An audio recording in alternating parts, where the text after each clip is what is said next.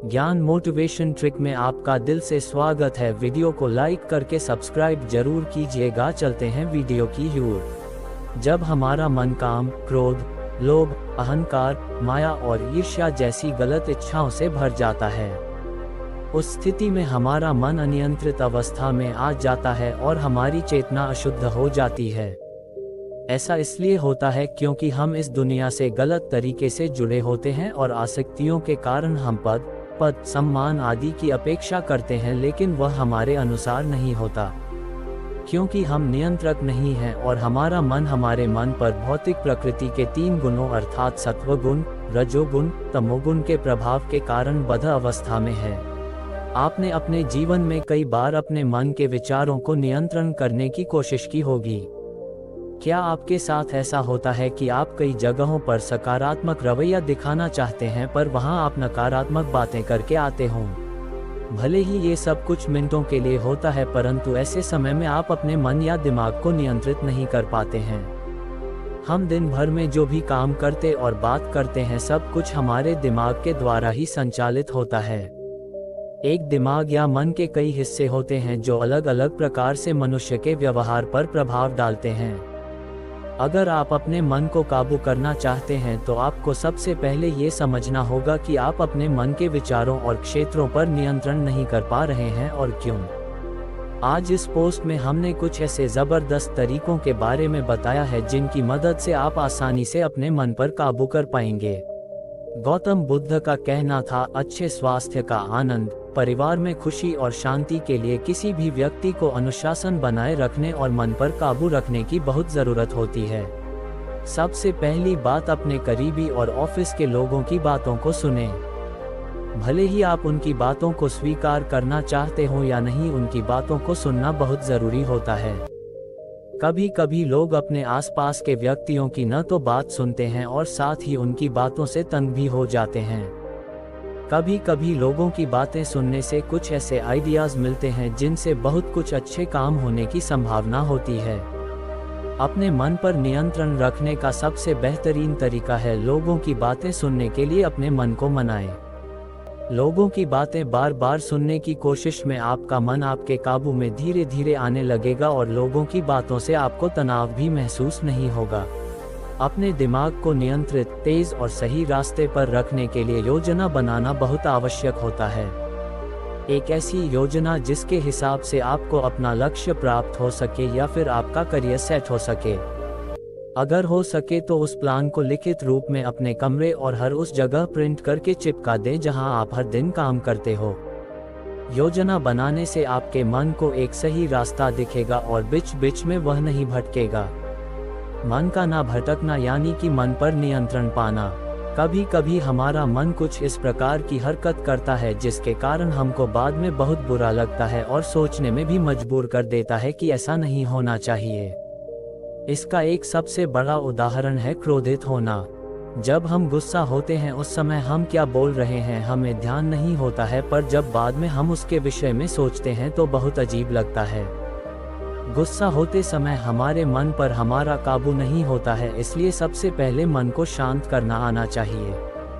मन को शांत रखने के लिए नियमित रूप से व्यायाम और योग करें और गुस्सा होने पर अपने मन में किसी अच्छे पल को याद करने की कोशिश करें। कभी कभी हम अपने विचारों और हर दिन बात करने के तरीकों पर ध्यान नहीं देते हैं, जो हमारी सबसे बड़ी गलतियां होती हैं। अगर आप अपने मन पर नियंत्रण पाना चाहते हैं तो आप क्या बोल रहे हैं और क्या सोच रहे हैं उस पर ध्यान देना बहुत आवश्यक होता है। जब आप बाद में बैठकर सोचते हैं कि आज मैंने ऐसा उस व्यक्ति से कहा जो बहुत अच्छा था या बुरा था, तो इससे आपके दिमाग में एक नियंत्रण कायम होता है। इससे अगली बार जब आपके मुख से कुछ भी निकलेगा आपका मन एक नियंत्रण के साथ उस चीज को निकालेगा। आप जो अच्छी बातें करते हो उसके लिए खुद की सराहना करें और जो बुरी या गलत बातें करते हैं उसके लिए खुद के मन को समझाएं कि ऐसा नहीं करना चाहिए या बोलना चाहिए। जब हम अपने भावनाओं को चुनते हैं हम उनसे होने वाले फायदों को भूल सा जाते हैं। हमें अपने मन के भावनाओं को समझना बहुत ज़रूरी है, क्योंकि यही वो चीज़ें होती हैं जो हमें हमारे जीवन की असलियत को दिखाते हैं। इनसे हमें पता चलता है क्या हमारे लिए ज़रूरी है और क्या हमारे लिए सबसे सार्थक है। इन भावनाओं से हमें ज्ञात होता है कि हमें अब थोड़ी आराम की आवश्यकता है और खुद में कुछ नया लाना है। हमें इससे मुश्किल के समय में लड़ने के और बेहतरीन नए तरीके मिलते हैं। मन या दिमाग को तभी सही रास्ता ढूंढने में आसानी होती है जब हम अपने भावनाओं को एहसास करते हैं और उनकी बातों को मानते हैं। स्वयं को आलोचना देना बंद करें, क्योंकि इससे मन में नकारात्मक भावनाएं उत्पन्न होती है जिससे मन रास्ता भटक जाता है और उस पर आपका नियंत्रण नहीं रहता है। अक्सर इस भाग दौड़ की जिंदगी में हम काम में इतना ज्यादा व्यस्त हो जाते हैं कि इसके चक्कर में अपने आप को और दिमाग को आराम करने का समय तक नहीं दे पाते हैं। एक स्वस्थ नियंत्रित दिमाग के लिए काम के साथ साथ आराम भी बहुत आवश्यक होता है। एक चिंतन से भरे हुए दिमाग पर काबू कर पाना बहुत मुश्किल होता है। दिमाग को हमेशा खुला रखना बहुत आवश्यक होता है, क्योंकि इसके बिना उसके सोचने की शक्ति समाप्त सी हो जाती है। कुछ दिनों के लिए काम से छुट्टी लेना और कहीं शांत जगह अपने काम से दूर घूमने जाने से मन का तनाव कम होता है। हर किसी के जीवन में परिवार का बहुत महत्व होता है। जीवन में हमेशा पैसा ही सब कुछ नहीं होता है। परिवार के साथ समय बिताना, खेलना, बातें करना जीवन का एक अभिन्न हिस्सा है। अपने लोगों से साथ समय बिताने से मन को खुशी मिलती है और उनसे दूर रहने पर मन को एक दुख सा महसूस होता है। मन को नियंत्रित रखने के लिए खुश रहना बहुत आवश्यक है, इसलिए अपने परिवार के साथ ज़्यादा से ज़्यादा समय बिताएं। परिवार से लोगों से बातें करने से कई प्रकार के नकारात्मक विचार भी दूर होते हैं और जीवन में आगे बढ़ने का सही रास्ता मिलता है। मन और शरीर की अवधारणा को विभिन्न सांस्कृतिक और धार्मिक परंपराओं में अलग अलग तरीकों से समझा गया है। मन का शरीर से संबंध और मन शरीर की समस्या को मन और शरीर के दर्शन शास्त्र में आमतौर पर एक प्रमुख मुद्दे के रूप में देखा जाता है। इस क्षेत्र में कार्य कर रहे दार्शनिकों का मुख्य उद्देश्य मन, शरीर और मानसिक अवस्थाओं की प्रकृति का निर्धारण करना है और ये पता लगाना है कि मन कैसे प्रभावित होता है और ये शरीर को कैसे प्रभावित कर सकता है। इस लेख में बताया गया है कि मानव क्या है, उसकी पहचान क्या है, मन और शरीर की प्रकृति क्या है और मन कैसे हमारे जीवन को निर्देशित और प्रभावित करता है। कैसे हम अपने मन और अनचाहे विचारों को नियंत्रित कर सकते हैं। क्या आप ये बात सोचकर हैरान हुए हैं कि हमारा मन क्यों और कैसे कार्य करता है? कैसे यह अव्यवस्थित और बिखरे हुए विचारों के साथ आता है? कभी कभार आप अपने आप को भविष्य की किसी घटना या किसी स्त्री या पैसा या सेक्स आदि के बारे में सोच रहा और अनुभव कर रहा पाते हो। इनमें से कुछ अच्छे होते हैं तो कुछ बुरे। हम सब अपने जीवन में संतोष और सफल जीवन चाहते हैं। ऐसा करने के लिए हमें अपने माइंड और थॉट्स को अपने लक्ष्य पर केंद्रित रखना होगा। लेकिन गुस्सा, डर, चिंता, काम वासना, पैसों की इच्छा, लालच और दूसरे अनचाहे विचार माइंड को लक्ष्य, खुशी और संतोष पर फोकस नहीं करने देते। अनकंट्रोल्ड माइंड हमारे जीवन में हवस, तनाव, डर और गुस्से का स्रोत होता है। भगवद गीता के अनुसार जो मन पर विजय प्राप्त कर ले, मन उसका सबसे अच्छा दोस्त होता है, लेकिन जो ऐसा करने में असफल रहते हैं, मन उसका परम शत्रु बन जाता है। में मन को नियंत्रित करने के बारे में बताया गया है। इस ग्रंथ ने मन, शरीर और आत्मा के बीच अंतर किया है, जिसमें मानव शरीर की तुलना रथ से की गई है और रथ के घोड़ों को हमारे शरीर के विभिन्न अंग माना गया है, जैसे आँख, नाक, कान, जीभ, अनचाहे विचार। सारथी को मन माना गया है और आत्मा को रथ का स्वामी माना गया है।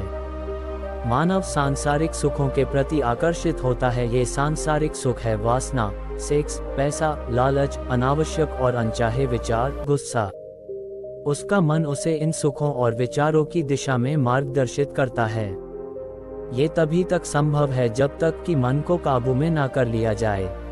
अनियंत्रित मन इंद्रियों को सांसारिक सुखों की ओर ले जाता है। मन सांसारिक सुखों की ओर आकर्षित होता रहता है, लेकिन जब मन को नियंत्रित कर लिया जाता है, तब यह आपको सही दिशा की ओर ले जाता है जहां आप जाना चाहते हैं। ऐसे में आप जीवन में सफलता और संतोष भी प्राप्त कर सकते हैं। क्या हम अपने मन को नियंत्रित कर सकते हैं? इसका जवाब है हाँ। मन बहती हवा की तरह होता है जिसे नियंत्रित करना कठिन होता है, लेकिन असंभव नहीं। अगर हम चाहे तो अपने मन और विचारों को नियंत्रित कर सकते हैं। इस संदर्भ में गीता का उल्लेख करना भी जरूरी है। जहां श्री कृष्ण अर्जुन को मन को कैसे नियंत्रित किया जाए के बारे में बताते हैं। मन को नियंत्रित करने के लिए 2 हथियारों का सहारा लेना पड़ता है। पहला हथियार अभ्यास का है और दूसरा हथियार वैराग्य का है। अभ्यास का मतलब है सतत या निरंतर अभ्यास। इसके अंतर्गत मन को किसी एक चीज पर फोकस करो, वह वहां से भागेगा। मन पर विजय प्राप्त करने की कोशिश करो, वो फिर भागेगा, उसे फिर पकड़ो। ऐसा आपको बार बार करना होगा। एक बार जब मन सीधे रास्ते पर आ जाए तो वह फिर उसी रास्ते पर ना चला जाए, इसलिए हमें दूसरे हथियार वैराग्य की जरूरत पड़ती है। क्योंकि आपकी मंजिल के दौरान आपका मन उन्हीं सांसारिक सुखों के प्रति आकर्षित होता रहेगा। अतः इसे सदा के लिए नियंत्रित करने के लिए दूसरे हथियार वैराग्य का सहारा लेना होगा। वैराग्य की प्राप्ति ज्ञान के द्वारा संभव है। मन को ये समझाना होगा कि सारे सांसारिक सुख झूठे हैं। जब मन ये समझ जाएगा तो मन बुराई की ओर झुकेगा नहीं। इससे मन अनुशासन विकसित करेगा और ये अनुशासन आत्मनियंत्रण को विकसित करेगा। जब मन बुराइयों से छुटकारा प्राप्त कर लेता है और सांसारिक सुखों पर विजय प्राप्त कर लेता है, तब उसका ध्यान उसके लक्ष्यों पर केंद्रित हो जाता है और वह सांसारिक सुखों और ऐसे विचारों जो उनके लक्ष्य में बाधा बने उनसे घृणा करने लगता है। विद्यालय में प्रार्थना हो रही है। बच्चे पूरी तरह लीन होकर प्रार्थना कर रहे हैं, हमको मन की शक्ति देना, मन विजय करें, दूसरों की जय से पहले खुद की जय करें। प्रार्थना की इन पंक्तियों का अर्थ शायद सभी बच्चों को न पता हो, पर प्रार्थना सचमुच सुंदर और उपयुक्त है। इसमें एक सात्विक इच्छा और उत्तम संकल्प निहित है। प्रार्थना में मन को जीतने की कामना व्यक्त की गई है और इसके लिए मन को शक्ति प्रदान करने की भी प्रार्थना की गई है। वास्तव में वह मन ही है जिसकी शक्ति से हम अपने मन पर विजय पा सकते हैं, उसे नियंत्रित कर सकते हैं और स्वयं को जीतकर दूसरों को जीत सकते हैं। यानी दूसरों के दिलों में जगह बना सकते हैं। स्वयं को जीतने का अर्थ ही है अपने मन पर नियंत्रण पाना। कहा गया है कि मन जीते जीत है, मन के हारे हार। बिना अपने मन पर नियंत्रण के हम संसार की किसी भी वस्तु या व्यक्ति पर नियंत्रण नहीं पा सकते। मन को नियंत्रित करके अपेक्षित वस्तुओं अथवा स्थितियों को प्राप्त करने का संकल्प लिया जाता है, तभी उसमें सफलता मिलती है, अन्यथा नहीं। मन की शक्ति या उस पर नियंत्रण द्वारा एकाग्रता प्राप्त करना ही हर प्रकार की सफलता का मूल है और मन पर नियंत्रण का अभाव या मन की चंचलता ही असफलताओं का प्रारंभ है। हम संसार में केवल भौतिक वस्तुएं ही नहीं पाना चाहते, बल्कि दूसरे व्यक्तियों को जीतना, उन पर नियंत्रण करना और उनका प्रेम भी पाना चाहते हैं। दूसरों को अपने नियंत्रण में लेकर मनचाहा काम करवाना चाहते हैं। अपनी बातों और अपने उसूलों को सर्वोपरि मानकर दूसरों से उस पर मुहर लगवाना चाहते हैं। यह मुश्किल ही नहीं, असंभव है। हम अपने शारीरिक बल का प्रयोग करके किसी को अपने अधीन तो कर सकते हैं, लेकिन उसका दिल नहीं जीत सकते, प्यार हासिल नहीं कर सकते, उससे सम्मान नहीं पा सकते। दूसरों को बाहुबल से जीतने का विचार ही भ्रामक है। बाहुबल से ही नहीं, पैसे या मजबूत सामाजिक स्थिति से भी हम दूसरों को अपना नहीं बना सकते। दूसरों को जीतने के इस प्रयास में हम हमेशा नाकामयाब ही होते हैं। हाँ, दूसरों को जीता जा सकता है, पूरी तरह से अपने वश में किया जा सकता है, उन्हें अपने अनुसार चलाया जा सकता है और उनका दिल जीतकर उनका प्यार भी पाया जा सकता है, लेकिन इसके लिए पहले स्वयं को जीतना अनिवार्य है। स्वयं को जीतने का क्या अर्थ है? स्वयं को जीतने का अर्थ है अपने मन पर नियंत्रण और इसमें आने वाले नकारात्मक भावों से छुटकारा। अपने मन को नकारात्मक भावों से मुक्त कर सकारात्मक भावों से ओतप्रोत कर लेना। अपने अंदर सद्भाव, संवेदनशीलता, करुणा, मैत्री, अहिंसा, सच्चाई, ईमानदारी, संयम, अपरिग्रह, क्षमा आदि सात्विक गुणों को स्थापित कर लेना ही स्वयं को जीतना है। यही मन पर मन की जीत है। मन के स्वच्छ भाव के अभाव में हम न भौतिक जगत की वस्तुएं पा सकते हैं और न ही संबंधों का अच्छे से विकास कर सकते हैं। हाँ, जिस दिन हम अपने मन को दूसरों को जीतने के विचार से पूरी तरह मुक्त कर लेंगे, उसी दिन ये पूरा